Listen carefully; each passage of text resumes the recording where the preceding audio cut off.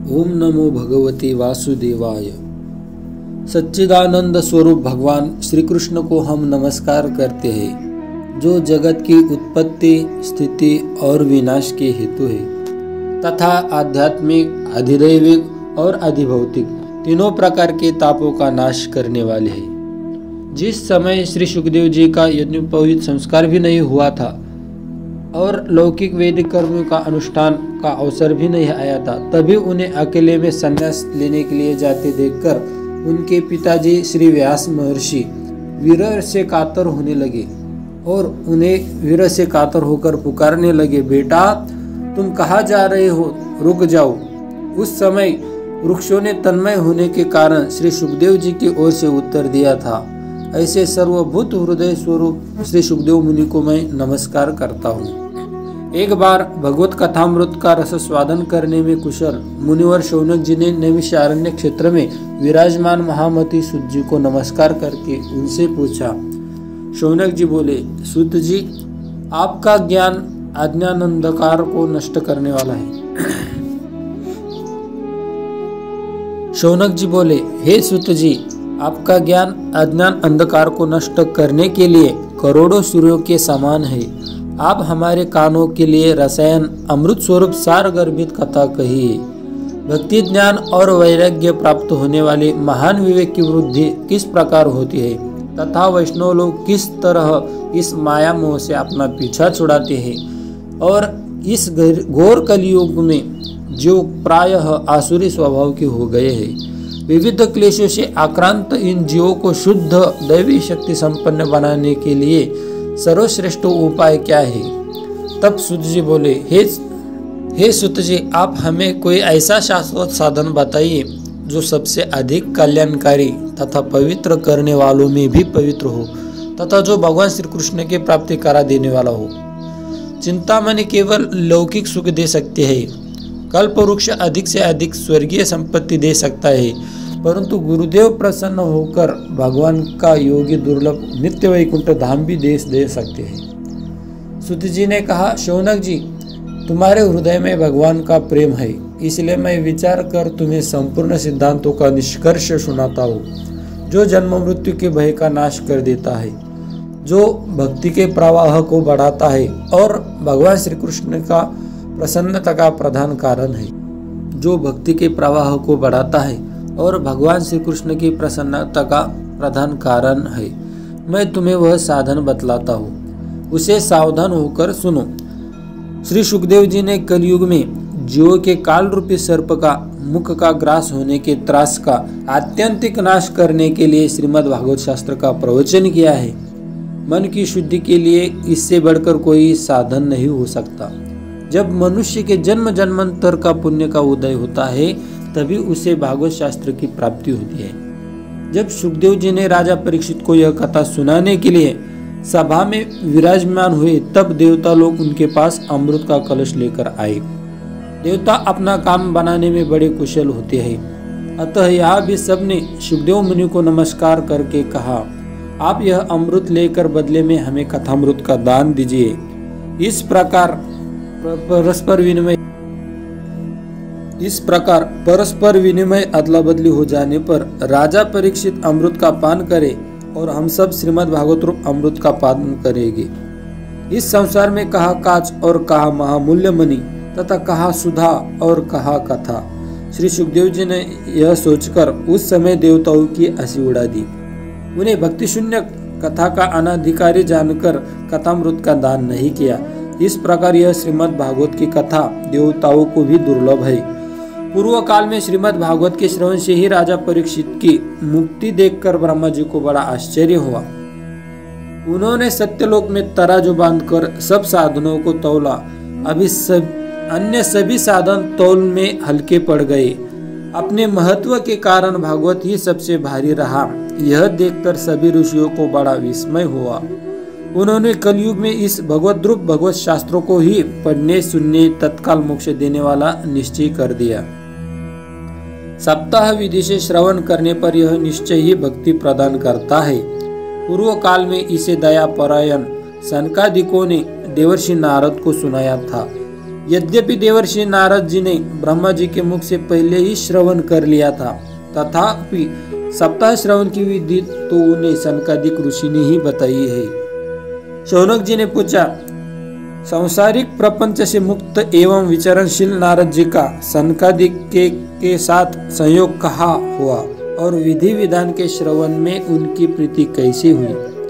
तब सूत जी ने उत्तर दिया, अब मैं तुम्हें वह भक्तिपूर्ण कथानक सुनाता हूँ जो श्री सुखदेव जी ने मुझे अपना शिष्य बनाकर एकांत में सुनाया था। इसी से मैं आश्चर्यचकित चित्त से अपनी इस अवस्था पर शोक करती हूँ। आप परम बुद्धिमान एवं योग निधि है, इसका क्या कारण हो सकता है, बताइए। नारद जी ने कहा, हे साध्वी, मैं अपने हृदय में ज्ञान दृष्टि से तुम्हारे संपूर्ण दुख का कारण देखता हूँ। तुम्हें विषाद नहीं करना चाहिए, श्री हरि तुम्हारा कल्याण करेंगे। सूत जी कहते हैं, मुनिवर नारद जी ने एक क्षण में ही उसका कारण जानकर कहा। नारद जी ने कहा, हे देवी, सावधान होकर सुनो, यह दारुण कलयुग है। इसी से इस समय सदाचार, योग मार्ग और तप आदि सभी लुप्त हो गए हैं। लोग शठता दुष्कर्म में लगकर आगासुर बन रहे हैं। संसार में जहाँ देखो वहाँ सत्पुरुष दुख में म्लान है और दुष्ट सुखी हो रहे हैं। इस समय जिस बुद्धिमान पुरुष का धैर्य बना रहे वही बड़ा ज्ञानी या पंडित है। पृथ्वी क्रमशः प्रतिवर्ष शेष जी के लिए भार रूप होती जा रही है। अब यह छूने योग्य तो क्या देखने योग्य भी नहीं रह गया है और न इसमें कहीं मंगल ही दिखाई देता है। अब किसी को पुत्रों के साथ तुम्हारा दर्शन भी नहीं होता। विषयानुराग के कारण अंधे बने हुए जीवों को उपेक्षित होकर तुम जर्जर हो रही थी। वृंदावन के संयोग से तुम फिर नवीन तरुणी हो गई हो। अतः यह वृंदावन धाम धन्य है जहाँ भक्ति सर्वत्र नृत्य करती है। परंतु तुम्हारे इन दोनों पुत्रों का यह कोई ग्राहक नहीं है, इसीलिए इनका बुढ़ापा नहीं छूट रहा है। यहाँ इनको कुछ आत्म भगवत स्पर्श जनित आनंद की प्राप्ति होने के कारण ये सोते से जान पड़ते हैं। भक्ति ने कहा, राजा परीक्षित ने इस पापी कलयुग को क्यों रहने दिया? इसके आते ही सब वस्तुओं का सार न जाने कहाँ चला गया है। करुणामय श्री हरि से भी यह अधर्म कैसे देखा जाता है? मुनिवर, मेरा यह संदेश दूर कीजिए। आपके वचनों से मुझे बहुत बड़ी शांति मिली है। तब नारद जी ने कहा, हे बाले, यदि तुमने पूछा है तो प्रेम से सुनो। हे कल्याणी, मैं तुम्हें बस सब बताऊंगा और तुम्हारा दुख दूर हो जाएगा। जिस दिन भगवान श्री कृष्ण इस भूलोक को छोड़कर अपने परम धाम को पधारे, उसी दिन से यह संपूर्ण साधनों में बाधा डालने वाला कलयुग आ गया है। दिग्विजय के समय राजा परीक्षित की दृष्टि पड़ने पर कलयुग दिन के समान उनकी शरण में आया। भ्रमर के समान सारग्राही राजा ने यह निश्चय किया कि इसका वध मुझे नहीं करना चाहिए, क्योंकि जो फल तपस्या, योग एवं समाधि से भी नहीं मिलता, कलयुग में वही फल श्री हरि के कीर्तन से भली भांति ही मिल जाता है। इस प्रकार सारहीन होने पर भी उसे इस एक ही दृष्टि से सारयुक्त देखकर उसके एक ही गुण पर रेज कर सभी जीवों को सुख के लिए इसे रहने दिया। इस समय लोगों के कुकर्म के प्रवृत्त होने के कारण सभी वस्तुओं का सार निकल गया है और पृथ्वी के सारे पदार्थ बीजहीन भूसी के समान हो गए हैं। ब्राह्मण केवल अन्न धनादि के लोभवश घर घर एवं जन जन भागवत की कथा सुनाने लगे हैं। इसलिए कथा का सार चला गया है। तीर्थों में नाना प्रकार के अत्यंत घोर कर्म करने वाले नास्तिक और नारकी पुरुष भी रहने लगे हैं। इसीलिए तीर्थों का भी प्रभाव जाता रहा है। जिनका चित्त निरंतर काम, क्रोध, महान लोभ और तृष्णा में तपता रहता है, वे भी तपस्या का ढोंग करने के लगे हैं। इसीलिए तप का सार भी निकल गया है। मन पर काबू न होने के कारण तथा लोभ, दंभ और पाखंड का आश्रय लेने के कारण एवं शास्त्र का अभ्यास न करने के से ध्यान योग फल मिट गया है। पंडितों की यह दशा है कि वे अपने स्त्रियों के साथ भैंसों की तरह रमन करते हैं। उनमें संतान पैदा करने की ही कुशलता पाई जाती है। मुक्ति साधन में वे सर्वथा अकुशल है। संप्रदायानुसार प्राप्त हुई वैष्णवता भी कहीं देखने में नहीं आती। इस प्रकार जगह जगह सभी वस्तुओं का सार लुप्त हो गया है। यह तो इस युग का स्वभाव ही है, इसमें किसी का दोष नहीं है। इसी से पुंडरीकाक्ष भगवान बहुत समीप रहते हुए भी यह सब सह रहे हैं। सूत जी कहते हैं, हे शौनक जी, इस प्रकार देवर्षि नारद के वचन सुनकर भक्ति को बड़ा आश्चर्य हुआ। फिर उसने जो कुछ कहा उसे सुनिए। भक्ति ने कहा, हे देवर्षि, आप धन्य हैं। मेरा बड़ा सौभाग्य है जो आपका समागम हुआ। संसार में साधुओं का दर्शन ही समस्त सिद्धियों का परम कारण है। आप केवल एक बार उपदेश धारण करके कयधु कुमार प्रहलाद ने माया पर विजय प्राप्त कर लिया था। ध्रुव ने भी आपकी कृपा से ही ध्रुव पद प्राप्त किया था। आप सर्व मंगलमय और साक्षात श्री ब्रह्मा जी के पुत्र है। मैं आपको नमस्कार करती हूँ। यहाँ पर ही श्रीमद् भागवत महात्म्य का पहला अध्याय समाप्त होता है। हरये नमः, श्री हरये नमः, श्री हरये नमः। अध्याय दूसरा, भक्ति का दुख दूर करने के लिए नारद जी का प्रयास। नारद जी ने कहा, हे बाले, तुम व्यर्थ ही अपने को खेद में डाल रही हो। अरे तुम इतनी चिंतातुर क्यों हो? भगवान श्री कृष्ण के चरण कमलों का चिंतन करो, उनकी कृपा से तुम्हारा सारा दुख दूर हो जाएगा। जिन्होंने कौरवों के अत्याचार से द्रौपदी की रक्षा की थी और गोप सुंदरियों को सनात किया था, वे श्री कृष्ण कहीं चले थोड़ी गए। फिर तुम तो भक्ति हो, सदा उन्हें प्राणों से भी प्यारी हो। तुम्हारे बुलाने पर तो भगवान नीचों के नीच घरों में भी आ जाते हैं। सत्य, त्रेता और द्वापर, इन तीन युगों का ज्ञान और वैराग्य मुक्ति के साधन थे, किंतु कलयुग में तो केवल भक्ति ही ब्रह्म सायुज्य मोक्ष की प्राप्ति कराने वाली है। यह सोचकर ही परमानंद चिन्मूर्ति ज्ञान स्वरूप श्री हरि ने अपने सत स्वरूप से तुम्हें रचा है। तुम साक्षात श्री कृष्णचंद्र की प्रिया और परम सुंदरी हो। एक बार जब तुमने हाथ जोड़कर पूछा था कि मैं क्या करूं, तब भगवान ने तुम्हें यही आज्ञा दी थी कि मेरे भक्तों का पोषण करो। तुमने भगवान की यह आज्ञा स्वीकार कर ली। इससे तुम पर श्री हरि बहुत प्रसन्न हुए और तुम्हारी सेवा करने के लिए मुक्ति तुम्हें दासी के रूप में दे दिया और इन ज्ञान वैराग्य को पुत्रों के रूप में। तुम अपने साक्षात स्वरूप से वैकुंठ धाम में ही भक्तों का पोषण करती हो। भूलोक में तो तुमने उनकी पुष्टि के लिए छाया रूप धारण कर रखा है। तब तुम मुक्ति, ज्ञान और वैराग्य को साथ लिए पृथ्वी तल पर आई हो और सत्ययुग से द्वापर पर्यंत बड़े आनंद से रही हो। कलयुग में तुम्हारी दासी मुक्ति पाखंड रूप से रोग से पीड़ित होकर क्षीण होने लगी थी, इसीलिए वह तो तुरंत ही तुम्हारे आज्ञा से वैकुंठ लोक को चली गई। इस लोक में तुम भी तुम्हारा स्मरण करने से वह आती है और फिर चली जाती है, किंतु इस ज्ञान वैराग्य को तुम पुत्र मानकर अपने ही पास रख छोड़ा है। फिर भी कलयुग में इनके उपेक्षा होने के कारण तुम्हारे यह पुत्र उत्साहहीन और वृद्ध हो गए हैं। फिर भी तुम चिंता न करो, मैं इनके नवजीवन का उपाय सोचता हूँ। हे सुमुखी, कली के समान कोई भी युग नहीं है। इस युग में मैं तुम्हारे घर घर में प्रत्येक पुरुष के हृदय में स्थापित कर दूंगा। देखो, अन्य सब धर्मों को दबाकर और भक्ति विषयक महोत्सवों को आगे रखकर यदि मैंने लोक में तुम्हारा प्रचार न किया तो मैं श्री हरि का दास नहीं। इस कलयुग में जो जीव तुमसे युक्त होंगे वे पापी होने पर भी बेखटके भगवान श्री कृष्ण के अभय धाम को प्राप्त करेंगे। जिनके हृदय में निरंतर प्रेम रूपिणी भक्ति निवास करती है, वे शुद्धांतकरण पुरुष स्वप्न में भी यमराज को नहीं देखते। जिनके हृदय में भक्ति महारानी का निवास है, उन्हें प्रेत, पिशाच, राक्षस या दैत्य आदि स्पर्श करने में भी समर्थ नहीं हो सकते। भगवान तप, वेदाध्ययन, ज्ञान और कर्म आदि किसी भी साधन से वश में नहीं किया जा सकता। वे केवल भक्ति से ही वशीभूत होते हैं। इसी से श्री गोपीजन प्रमाण है। मनुष्यों को सहस्त्रों जन्मों के पुण्य प्रताप से भक्ति में अनुराग होता है। कलयुग में केवल भक्ति ही सार है। भक्ति से तो साक्षात श्री कृष्णचंद्र सामने उपस्थित हो जाते हैं। जो लोग भक्ति से द्रोह करते हैं वे तीनों लोकों में दुख ही दुख पाते हैं। पूर्व काल में भक्त का तिरस्कार करने वाला दुर्वास ऋषि बड़ा कष्ट उठाना पड़ा था। बस व्रत, तीर्थ, योग, यज्ञ और ज्ञान चर्चा आदि बहुत से साधनों की कोई आवश्यकता नहीं है।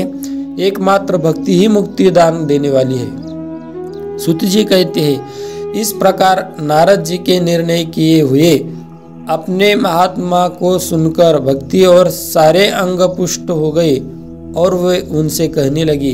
भक्ति ने कहा, नारद जी आप धन्य है, आपकी मुझ में निश्चल प्रीति है। मैं सदा आपके हृदय में रहूंगी, कभी आपको छोड़कर नहीं जाऊंगी। हे साधु, आप बड़े कृपालु है। आपने क्षण भर में ही मेरा सारा दुख दूर कर दिया, किंतु अभी मेरे पुत्रों में चेतना नहीं आई है। आप इन्हें शीघ्र ही सचेत कर दीजिए, उन्हें जगा दीजिए। सूत जी कहते हैं, भक्ति के यह वचन सुनकर नारद जी को बड़ी करुणा आई और वे उन्हें हाथ हिला डुला कर जगाने लगे।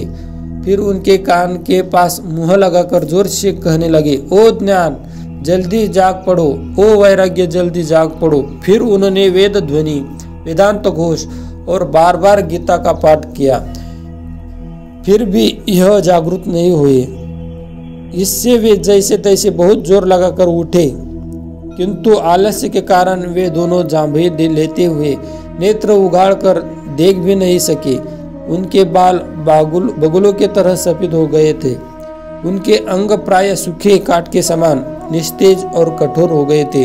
इस प्रकार भूख और प्यास से मारे अत्यंत दुर्बल होने के कारण उन्हें फिर सोते देख नारद जी को बड़ी चिंता हुई और फिर सोचने लगे, अब मुझे क्या करना चाहिए। इनकी यह नींद और इससे भी बढ़कर इसकी वृद्धावस्था कैसे दूर करें। शौनक जी इस प्रकार चिंता करते करते वे भगवान का स्मरण करने लगे। उसी समय वह आकाशवाणी होने लगी, हे मुने, खेद मत करो, तुम्हारा यह उद्योग प्रयास निस्संदेह सफल होगा। हे देवर्षि, इसके लिए सत्कर्म करो। वह कर्म तुम्हें संत शिरोमणि महामुनुभव बताएंगे। उस सत्कर्म का अनुष्ठान करते ही क्षण भर में उनकी नींद और वृद्धावस्था चली जाएंगी तथा सर्वत्र भक्ति का प्रसार होगा। यह आकाशवाणी वह सभी को साफ साफ सुनाई दी। इससे नारद जी को बड़ा विस्मय हुआ। वे कहने लगे, मुझे तो इसका कुछ आशय समझ में नहीं आया। नारद जी बोले, इस आकाशवाणी ने भी गुप्त रूप में ही बात की है। यह नहीं बताया कि वह कौन सा साधन किया जाए जिसकी इनका कार्य सिद्ध हो। वे संत न जाने कहाँ मिलेंगे और किस प्रकार उस साधन को बताएंगे। अब आकाशवाणी ने जो कुछ कहा उसके अनुसार मुझे क्या करना चाहिए। सूत जी कहते हैं, शौनक जी तब ज्ञान वैराग्य दोनों की वह छोड़कर नारद मुनि वहां से चल पड़े और प्रत्येक तीर्थ में जाकर मार्ग में मिलने वाले मुनीश्वरों से यह सब साधन पूछने लगे। उनकी उस बात को सुनते तो सब थे, किंतु उसके विषय में कोई भी कुछ निश्चित उत्तर नहीं दे रहा था। किन्होंने उसे असाध्य बताया। कोई बोले, इसका ठीक ठीक पता लगना ही कठिन है। कोई सुनकर चुप रह गए। कोई तो कहने लगे, हमारा मौन है। कोई कह रहे, अवज्ञा होने के भय से बात को टाल टूल कर खिसक गए। त्रिलोकी में महान आश्चर्यजनक हाहाकार मच गया। लोग आपस में काना फूसी करने लगे। भाई, जब वेद ध्वनि, वेदांत घोष और बार बार गीता पाठ सुनाने पर भी भक्ति, ज्ञान और वैराग्य ये तीनों नहीं जगाए जा सके, तब और कोई उपाय नहीं हो सकता। स्वयं योगीराज नारद को भी जिसका ज्ञान नहीं हो, उसे दूसरे संसारी लोग कैसे बता सकते हैं। इस प्रकार जिन जिन ऋषियों ने इसके विषय में पूछा गया, उन्होंने निर्णय करके यही बताया कि वह असाध्य दुसाध्य है। तब नारद जी बहुत चिंतातुर हुए। बद्रीवन में आए ज्ञान वैराग्य को जगाने के लिए। वहां उन्होंने यह निश्चय किया कि मैं तप करूंगा। उसी समय उन्हें अपने सामने करोड़ों सूर्यों के समान तेजस्वी सनकादि मुनीश्वर दिखाई दिए। उन्हें देखकर वे मुनिश्रेष्ठ कहने लगे। नारद जी ने कहा, हे महात्माओं, इस समय बड़े भाग्य से मेरा आप लोगों के साथ समागम हुआ। आप मुझ पर कृपा करके शीघ्र ही वह साधन बताइए। आप सभी लोग बड़े योगी, बुद्धिमान और विद्वान हैं। आप देखने में 5-5 वर्ष के लगते हैं, बालक जान पड़ते हैं, किंतु पूर्वजों के भी पूर्वज आप हैं। आप लोग सदा वैकुंठ धाम में निवास करते हैं। निरंतर हरि कीर्तन में तत्पर रहते हैं। भगवान लीला का अमृत रस स्वादन कर सदा उसी में उन्मत्त रहते हैं। एकमात्र भगवत कथा ही आपके जीवन का सार है, आधार है। हरि शरणम, भगवान हमारे रक्षक है, यह वाक्य मंत्र सर्वदा आपके मुख में चलता रहता है। इसी से काल प्रेरित वृद्धावस्था भी आपको बाधा नहीं पहुंचाती। पूर्व काल में आपके भ्रूभंग मात्र से भगवान विष्णु के द्वारपाल जय और विजय तुरंत पृथ्वी पर गिर गए थे और फिर आपकी ही कृपा से वे पुनः वैकुंठ लोक पहुंच गए। धन्य है, इस समय आपका दर्शन बड़े सौभाग्य से ही हुआ है। मैं बहुत दीन हूँ और आप लोग स्वभाव से ही दयालु हैं, इसलिए मुझ पर आपको अवश्य कृपा करनी चाहिए।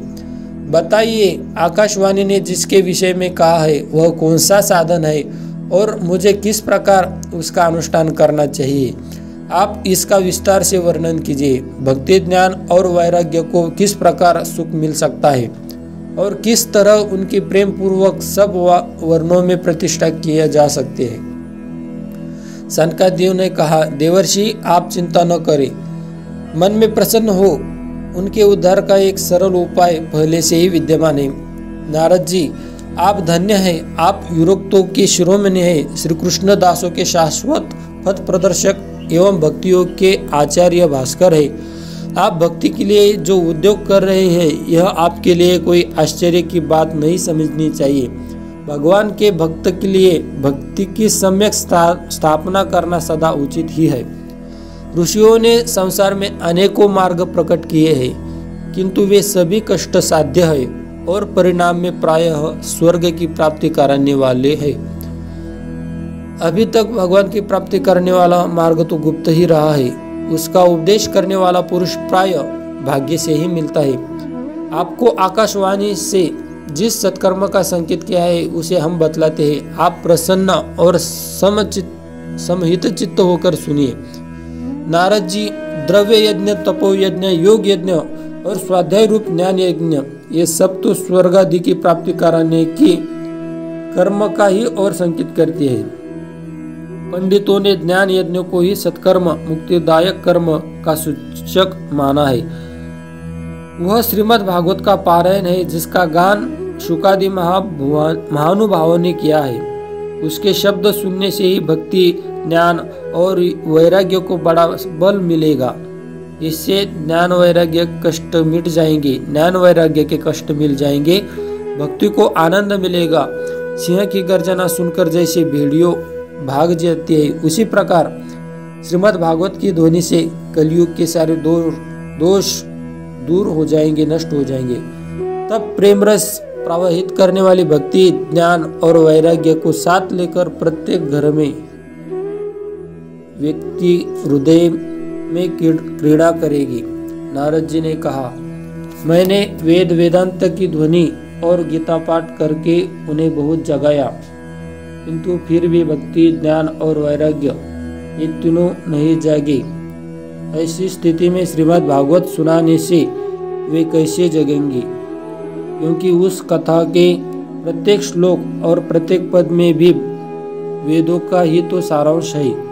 आप लोग शरणागत वत्सल है तथा श्रीमद् भागवत की कथा वेद और उपनिषदों के सार से बनी है, इसलिए उनसे अलग उनके फलरूपा होने के कारण वह बड़ी उत्तम जान पड़ती है।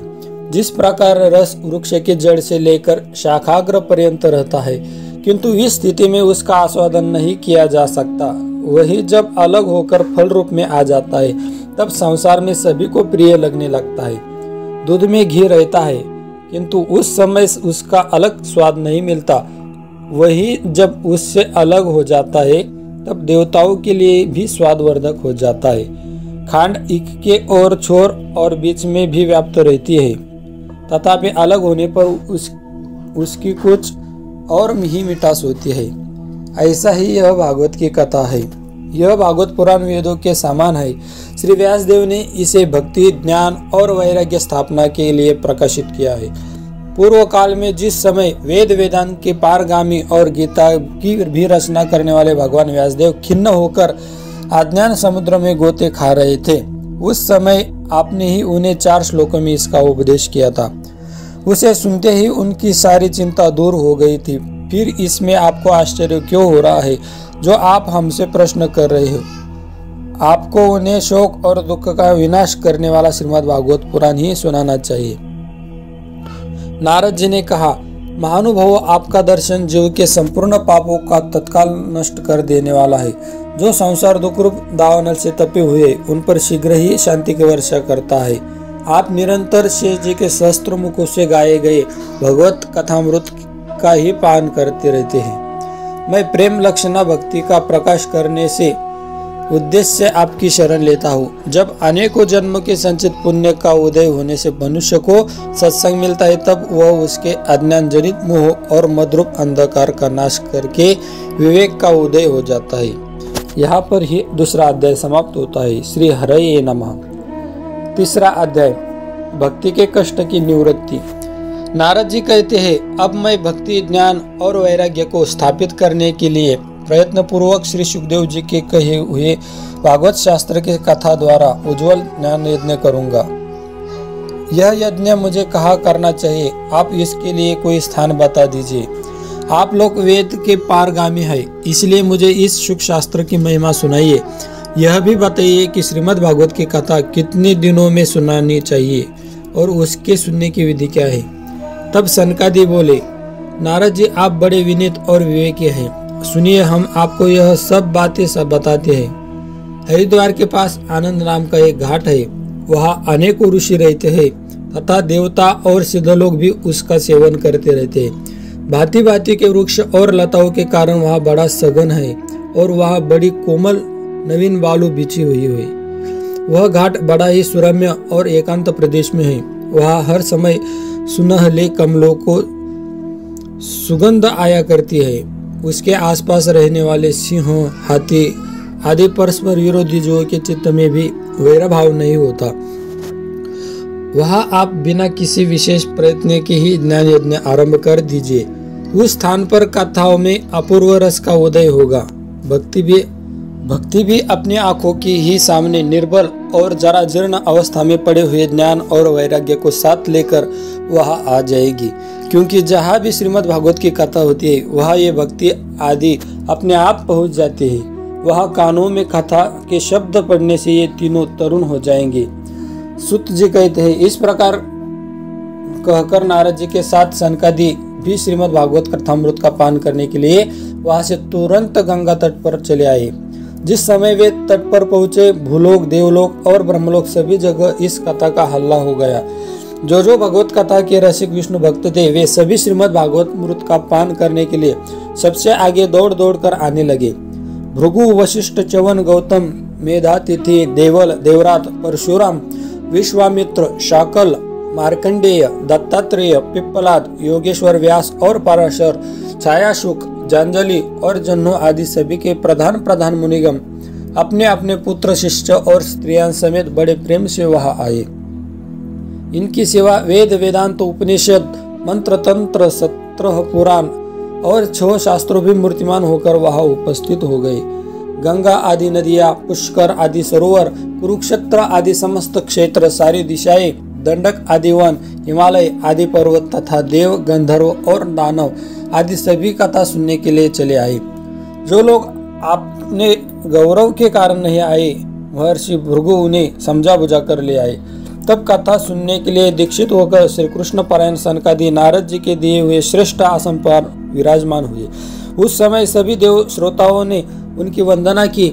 श्रोताओं में वैष्णव, विरक्त, सन्यासी और ब्रह्मचारी लोग आगे बैठे थे और उन सब के आगे नारद जी विराजमान हुए। एक और ऋषिगण, एक और देवता, एक और वेद और उपनिषद आदि तथा और एक और तीर्थ बैठे थे। दूसरी ओर स्त्रियां बैठी थी। उस समय सब और जय जयकार, नमस्कार और शंखों का शब्द होने लगा और अबीर, गुलाल, खील एवं फूलों की खूब वर्षा होने लगी। कोई देव श्रेष्ठ तो विमानों पर चढ़कर वहां बैठे हुए सब लोगों पर कल्प वृक्ष के पुष्पों की वृष्टि करने लगे। सुत जी कहते हैं, इस प्रकार पूजा समाप्त होने पर जब सब लोग एकाग्रचित्त हो गए, तब सनकादि ऋषि महात्मा नारद को श्रीमद् भागवत का महात्म्य स्पष्ट करके सुनाने लगे। सनकादिकों ने कहा, अब हम आपको इस भागवत शास्त्र की महिमा सुनाते हैं। इसके श्रवण मात्र से मुक्ति हाथ लग जाती है। श्रीमद् भागवत की कथा सदा सर्वदा सेवन आस्वाद करना चाहिए। श्रीमद् भागवत का सदा सर्वदा सेवन आस्वादन करना चाहिए। इसके श्रवण मात्र से श्री हरि हृदय में आ विराजते हैं। इस ग्रंथ में 18,000 श्लोक और 12 स्कंद है तथा श्री सुखदेव और राजा परीक्षित जी का संवाद है। आप यह भागवत शास्त्र ध्यान देकर सुनिए। यह जीव तभी तक अज्ञानवश इस संसार चक्र में भटकता है जब तक क्षण भर के लिए भी कानों में इस सुख शास्त्र की कथा नहीं पड़ती। बहुत से शास्त्र और पुराण सुनने से क्या लाभ है? इससे तो व्यर्थ भ्रम ही बढ़ता है। मुक्ति देने के लिए तो एकमात्र भागवत शास्त्र ही काफी है।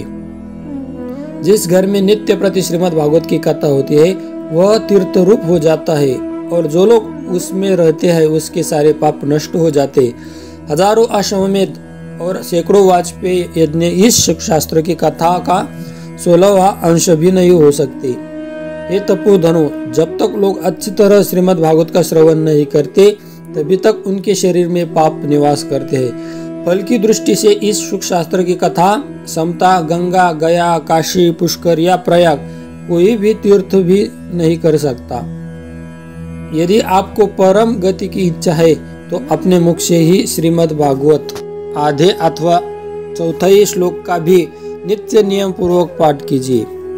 ओमकार, गायत्री, पुरुष सूक्त, तीनों वेद, श्रीमद् भागवत वासुदेवाय, यह द्वादशाक्षर मंत्र 12 मूर्तियों वाले सूर्य भगवान, प्रयाग, संवत स्वरूप काल, ब्राह्मण, अग्निहोत्र, गौ, द्वादशी तिथि, तुलसी, वसंत ऋतु और भगवान पुरुषोत्तम, इन सब में बुद्धिमान लोग वस्तुतः कोई ही अंतर नहीं मानते।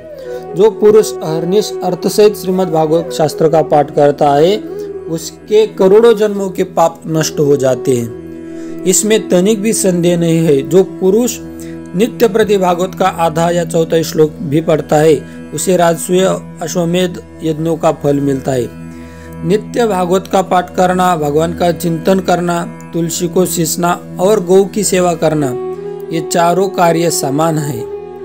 जो पुरुष अंत समय में श्रीमद् भागवत का वाक्य सुन लेता है उस पर प्रसन्न होकर भगवान उसे वैकुंठ धाम दे देते हैं। जो पुरुष इसे सोने के सिंहासन पर रखकर विष्णु भक्त को दान करता है वह अवश्य ही भगवान को सायुज्य प्राप्त कर लेता है। जिस दुष्ट ने अपनी सारी आयु में चित्त को एकाग्र करके श्रीमद् भागवत अमृत का थोड़ा सा भी रस स्वादन नहीं किया उसने तो अपना सारा जन्म चांडाल और गधे के समान व्यर्थ ही गवा दिया। वह तो अपनी माताओं को प्रसव पीड़ा पहुंचाने के लिए ही उत्पन्न हुआ। जिसने इस सुख शास्त्र को थोड़े से भी वचन नहीं सुने वह पापात्मा तो जीता हुआ भी मुर्दे के समान है। पृथ्वी के भार स्वरूप उसे पशुतुल्य मनुष्य को धिक्कार है। यो स्वर्गलोक में देवताओं में प्रधान इंद्रादि कहा करते हैं। संसार में श्रीमद् भागवत की कथा कर मिलना अवश्य ही कठिन है। जब करोड़ों जन्मों का पुण्य होता है तभी इसकी प्राप्ति होती है। हे नारद जी, आप बड़े ही बुद्धिमान और योग निधि है। आप प्रयत्न पूर्वक कथा का श्रवण कीजिए। इसे सुनने के लिए दिनों का कोई नियम नहीं है। इसे तो सर्वदा ही सुनना अच्छा है। इसे सत्य भाषण और ब्रह्मचर्य पालन पूर्वक सर्वदा ही सुनना श्रेष्ठ माना गया है। किंतु कलयुग में ऐसा होना कठिन है। इसीलिए इसकी श्री सुखदेव जी ने जो विशेष विधि बताई है वह जान लीजिए। कलयुग में बहुत दिनों तक चित्त की वृत्तियों को वश में रखना, नियमों में बंधे रखना और किसी पुण्य कार्य के लिए दीक्षित रहना कठिन है। इसीलिए सप्ताह की श्रवण विधि है। श्रद्धा पूर्वक कभी भी श्रवण करने से अथवा माघ मास में श्रवण करने से जो फल होता है वह फल श्री सुखदेव जी ने सप्ताह श्रवण में निर्धारित किया है। मन के असंयमन, रोगों की बहुलता और आयु के अल्पता के कारण तथा कलयुग में अनेकों दोषों के संभाव से ही सप्ताह श्रवण का विधान किया गया है। जो फल तप, योग और समाधि से भी प्राप्त नहीं हो सकता वह सर्वांग रूप में सप्ताह श्रवण से सहज में ही मिल जाता है। सप्ताह श्रवण यज्ञ से बढ़कर है, व्रत से बढ़कर है, तप से कहीं बढ़कर है, तीर्थ सेवन से तो सदा ही बड़ा है, योग बढ़कर है, वहां तक कि ध्यान और ज्ञान से भी बढ़कर है। इसकी विशेषता का कहाँ तक वर्णन करे, यह तो सभी से भी बढ़ चढ़कर है। श्री शौनक जी ने पूछा, हे सूत जी, यह तो आपने बड़े ही आश्चर्य की बात कही है। अवश्य यह भागवत पुराण योगवेता ब्रह्म जी के भी आदि कारण श्री नारायण का निरूपण करता है, परंतु यह मोक्ष की प्राप्ति में ज्ञानादि सभी साधनों का तिरस्कार करके इस युग में उनसे भी कैसे बढ़ गया। सूत जी ने कहा, हे शौनक जी, जब भगवान श्री कृष्ण इस धराधाम को छोड़कर अपने नित्य धाम को जाने लगे, तब उनके मुखारविंद से एकादश स्कंद का ज्ञानोपदेश सुनकर भी उद्धव जी ने पूछा। उद्धव जी बोले, हे गोविंद, अब आप तो अपने भक्तों को अकार्य करके परम धाम को पधारना चाहते हैं, किंतु मेरे मन में एक बड़ी चिंता है, उसे सुनकर आप मुझे शांत कीजिए। अब घोर कलयुग आया है, समझिए, इसलिए संसार में फिर अनेकों दुष्ट प्रकट हो जाएंगे। उनके संसर्ग से जब अनेकों सत्पुरुष भी उग्र प्रकृति के हो जाएंगे, तब उनके भार से दबकर यह गोरूपिणी पृथ्वी किसकी शरण में जाएगी। हे कमल नयन, मुझे तो आपको छोड़कर इसकी रक्षा करने वाला कोई भी नहीं दूसरा दिखता है। इसलिए हे भक्तवत्सल, आप साधुओं पर कृपा करके यहाँ से मत जाइए। भगवान आप निराकार और चिन्मात्र होकर भी भक्तों के लिए ही तो सगुण रूप धारण किया है। फिर भला आपका वियोग होने पर वे भक्तजन पृथ्वी पर कैसे रह सकेंगे। निर्गुण उपासना तो बड़ा कष्ट है, इसीलिए कुछ विचार कीजिए। प्रभाग क्षेत्र में उद्धव जी के वचन सुनकर भगवान सोचने लगे कि भक्तों के अवलंब में के लिए मुझे क्या व्यवस्था करना चाहिए। शौनक जी, तब भगवान ने अपनी सारी शक्ति भागवत में रख दी। वे अंतर्धान होकर इस भागवत समुद्र में प्रवेश कर गए, इसलिए यह भगवान के साक्षात शब्दमय वांग्मय मूर्ति है।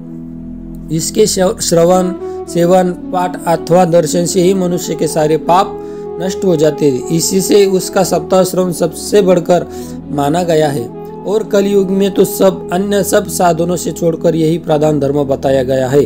कलिकाल में यही ऐसा धर्म है जो दुख, दरिद्रता, दुर्भाग्य और पापों को सफाई कर देता है तथा काम, क्रोधादि शत्रुओं पर विजय दिलाता है। अन्यथा भगवान की इस माया से पीछा छुड़ाना देवताओं के लिए भी कठिन है। मनुष्य तो ये छोड़कर कैसे जी सकते हैं, अतः इससे छूटने के लिए भी सप्ताह श्रवण की विधि किया गया है। सुत जी कहते हैं, शौनक जी, जिस समय सनकादि मुनीश्वर इस प्रकार की सप्ताह श्रवण की महिमा का बखान कर रहे थे, उस सभा में एक बड़ा आश्चर्य हुआ। उसे मैं तुम्हें बतलाता हूँ, सुनो। वह तरुणावस्था को प्राप्त हुए अपने दोनों पुत्रों के साथ लिए विशुद्ध प्रेम रूपा भक्ति बार बार श्री कृष्ण गोविंद हरे मुरारे, हे नाथ नारायण वासुदेव आदि भगवान नामों का उच्चारण करती हुई अकस्मात प्रकट हो गई। सभी सदस्यों ने देखा कि परम सुंदरी भक्ति रानी भागवत के अर्थों का आभूषण पहने वहां पधारी। मुनियों के उस सभा में वही यह तर्क वितर्क करने लगे कि यह कैसे आया, यह कैसे प्रकट हो गई। तब सनकादि ने कहा, ये भक्ति देवी अभी अभी कथा के अर्थ से निकली है। उनके ये वचन सुनकर भक्ति ने अपने पुत्रों समेत अत्यंत विनम्र होकर सनत कुमार जी से कहा। भक्ति बोली, मैं कलयुग में नष्ट प्राय हो गई है। आपके कथामृत से सिंच कर फिर मुझे पुष्ट कर दिया। अब आप बताइए कि मैं क्या करूं, मैं कैसे कहाँ पर रहूं। यह सुनकर सनकादिकों ने उससे कहा, तुम भक्तों को भगवान का स्वरूप प्रदान करने वाली हो, अनन्य प्रेम का संपादन करने वाली और संसार रोग को निर्मूल करने वाली हो। अतः तुम धैर्य धारण करके नित्य निरंतर विष्णु भक्तों के हृदय में ही निवास करो। ये कलयुग के दोष भले ही सारे संसार पर अपना प्रभाव डाले, किंतु वह तुम पर इनकी दृष्टि भी नहीं पड़नी सकेगी। इस प्रकार उनके आज्ञा पाते ही भक्ति तुरंत भक्तों के हृदय में आ विराजी। जिनके हृदय में एकमात्र श्री हरि की भक्ति निवास करती है, जिनके हृदय में एकमात्र श्री हरि की भक्ति निवास करती है, वे त्रिलोक में अत्यंत निर्धन होने पर भी परम धन्य है, क्योंकि इस भक्ति की डोरी से बांधकर तो साक्षात भगवान भी अपना परम धाम छोड़कर उनके हृदय में आकर बस जाते हैं। भूलोक में यह भागवत साक्षात पर ब्रह्म का विग्रह है। हम इसकी महिमा कहाँ तक वर्णन करें। इसका आश्रय लेकर इसे सुनाने से तो सुनने और सुनाने वाला दोनों को ही भगवान श्री कृष्ण की समता प्राप्त हो जाती है। अतः इसे छोड़कर अन्य धर्मों से क्या प्रयोजन है। यही पर तीसरा अध्याय समाप्त हो जाता है। श्री हरये नमः, श्री हरये नमः। और चौथे अध्याय में गोकर्ण उपाख्यान प्रारंभ हो जाता है।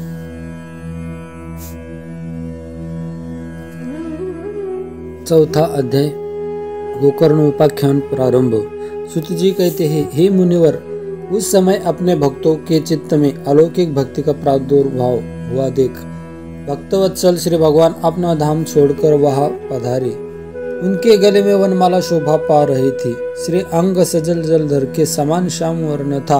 उस पर मनोहर पीताम्बर सुशोभित था। कटि प्रदेश करधनी की लड़ियों से सुसज्जित था। सिर पर मुकुट की लटक और कानों में कुंडलों की झलक देखते ही बनती थी। वे त्रिभंग ललित भाव से खड़े हुए चित्त को चुराए लेते थे। वक्ष स्थल पर कौस्तुभ मणि दमक रही थी। सारा श्री अंग हरिचंदन से चर्चित था। उस रूप की शोभा क्या कहे।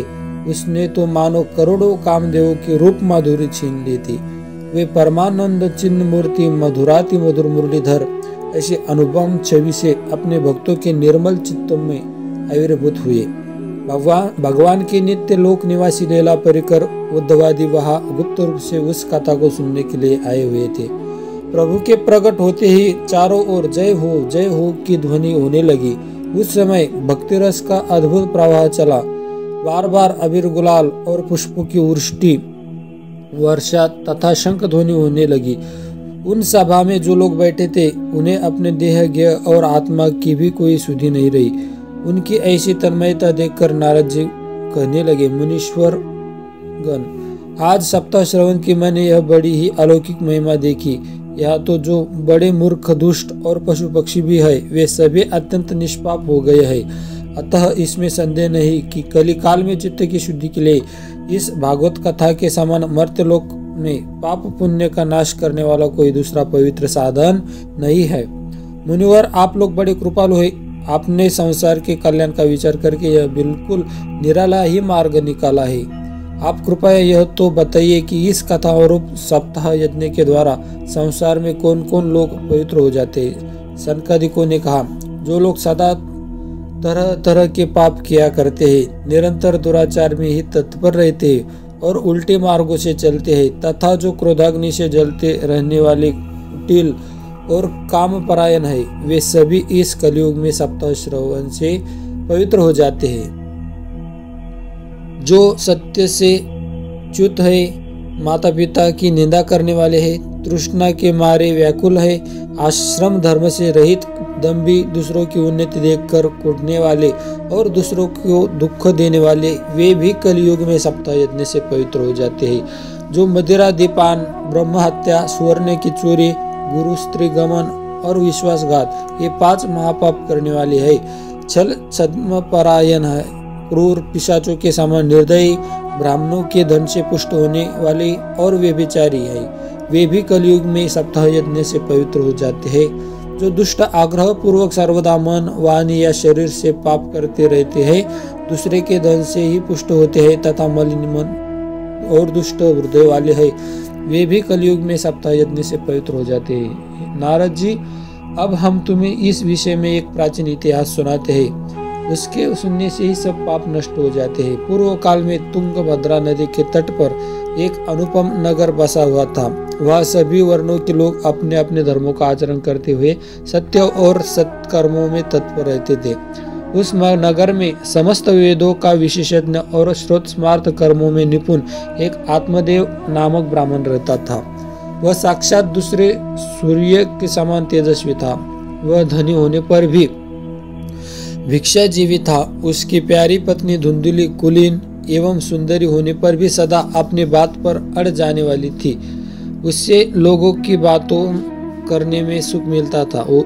उसे लोगों की बात करने में सुख मिलता था। स्वभाव था क्रूर, प्राय कुछ न कुछ बकवाद करती रहती थी। गृह कार्य में तो निपुण थी, कृपण थी और भी झगड़ालू भी थी। इस प्रकार ब्राह्मण दंपति प्रेम से अपने घर में रहते और विहार करते थे। उनके पास अर्थ और भोग विलास की सामग्री बहुत थी, घर द्वारा भी सुंदर थी, परंतु उससे उन्हें सुख नहीं था। जब अवस्था बहुत ढल गई तब उन्होंने संतान के लिए तरह तरह के पुण्य कर्म आरंभ किए और वे दीन दुखियों की गौ, पृथ्वी, स्वर्ण और वस्त्रादि दान करने लगे। इस प्रकार धर्म मार्ग में उन्होंने अपना आधा धन समाप्त कर दिया, तो भी उन्हें पुत्र या पुत्री की किसी की प्राप्ति नहीं हुई। इसलिए अब वह ब्राह्मण बहुत ही चिंतातुर रहने लगा। एक दिन वह ब्राह्मण देवता बहुत दुखी होकर घर से निकलकर वन को चल गया। दोपहर के समय उसे प्यास लगी, इसलिए वह एक तालाब पर आया। संतान के अभाव के दुख के कारण शरीर को बहुत सुखा दिया था, इसलिए थक जाने के कारण जल पीकर वह वही बैठ गया। 2 घड़ी बीतने पर वहाँ एक सन्यासी महात्मा आए। जब ब्राह्मण देवता ने देखा कि वे जल पी चुके हैं, तब वह उनके पास गया और चरणों में नमस्कार करने के बाद खड़ा होकर लंबी लंबी सांसें लेने लगा। सन्यासी ने पूछा, कहो ब्राह्मण देवता, रोते क्यों हो? ऐसी तुम्हें क्या भारी चिंता है? तुम जल्दी ही मुझे अपना दुख का कारण बताओ। ब्राह्मण ने कहा, महाराज, मैं अपने पूर्व जन्म के पापों से संचित दुख का क्या वर्णन करूं? अब मेरे पितर मेरे द्वारा दी हुई जल अंजलि के जल को अपनी चित्तांजलि सांस से कुछ गर्म करके पीते हैं। देवता और ब्राह्मण मेरा दिया हुआ प्रसन्न मन से स्वीकार नहीं करते। संतान के लिए मैं इतना दुखी हो गया हूँ कि मुझे सब सुना ही सुना दिखाई देता है। मैं प्राण त्यागने के लिए यहाँ आया हूँ। संतानहीन जीवन को धिक्कार है, संतानहीन गृह को भी धिक्कार है, संतानहीन धन को धिक्कार है और संतानहीन कुल को भी धिक्कार है। मैं जिस गाय को पालता हूँ वह भी सर्वदा बांझ रहते हैं। जो पेड़ लगाता हूँ उस पर भी फल फूल नहीं लगते। मेरे घर में जो फल आता है वह भी बहुत जल्दी ही जड़ जाता है। जब मैं ऐसा अभागा और पुत्रहीन हूँ, तब फिर इस जीवन को ही रख कर मुझे क्या करना है? यो कहकर वह ब्राह्मण दुख से व्याकुल हो उन सन्यासी महात्माओं के पास फुट फुट कर रोने लगा। तब उन यतिवर के हृदय में बड़ी करुणा उत्पन्न हुई। वे योगनिष्ठ थे। उन्होंने उसके ललाट की रेखाएं देखकर सारा वृत्तांत जान लिया और फिर उसे विस्तार पूर्वक कहने लगे। सन्यासी ने कहा, हे ब्राह्मण देवता, इस प्रजा प्राप्ति का मोह त्याग दो। कर्म की गति प्रबल है, विवेक का आश्रय लो, लेकर संसार की वासना छोड़ दो। विप्रवर सुनो, मैंने इस समय तुम्हारा प्रारब्ध देखकर निश्चय किया है कि 7 जन्म तक तुम्हारे कोई संतान किसी प्रकार भी नहीं हो सकती।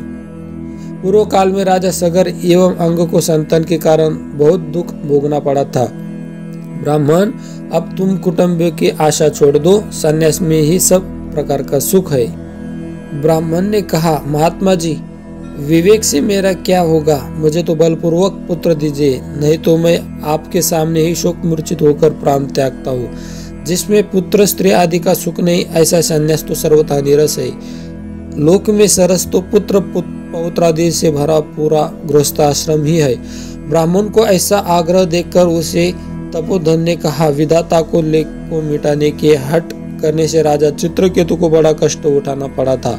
इसलिए दैव जिसके उद्योग का कुचल देता है, दैव जिसको उद्योग को कुचल देता है, उस पुरुष के समान तुम भी पुत्र से सुख नहीं मिल सकेगा।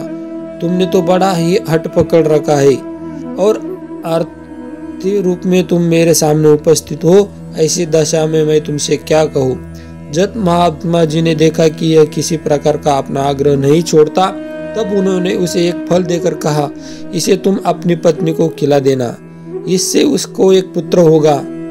तुम्हारी स्त्री को 1 साल तक सत्य, शौच, दया, दान और एक समय अन्न खाकर नियम रखना चाहिए।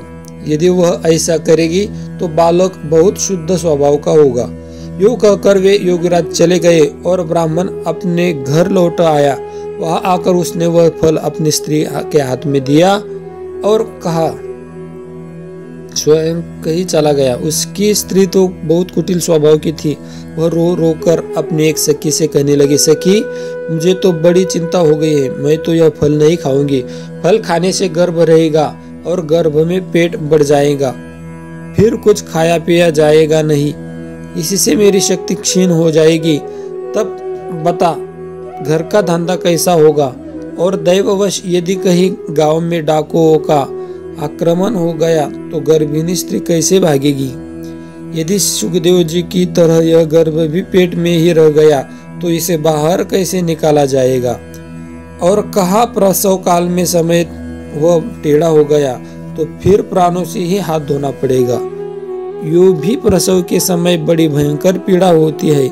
मैं सुकुमारी भला यह सब कैसे सह सकूंगी? जब दुर्बल पड़ जाऊंगी तब नंद रानी आकर घर का सब माल समेट लेगी और मुझसे तो सत्य शौचालय नियमों का पालन भी नहीं होगा। कठिन ही जान पड़ता है। जो स्त्री बच्चा जनती है उसे उस बच्चे के लालन पालन में भी बड़ा कष्ट हो जाता है।